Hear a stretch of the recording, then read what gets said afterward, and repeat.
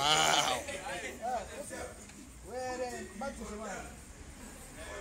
Battery shame. I didn't shame. What are you buying today? It's battery shame. And it's movies on. Oh yeah, a conversation of us here. What's your friend say?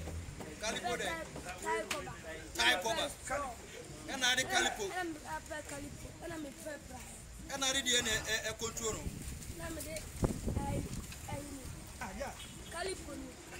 And I straw and I straw and I pride. And straw and pride. And I can't echo sound. Kumerica be condemned. Kumerica condemned. Maza, Kumerica was a crack it up. What did you say? What did you say? What did you say? What did you say? 10 years. Wow, 10-year-old boy. Almost such an innovative young guy. Or the Calipo, any idea? Too much. Wow.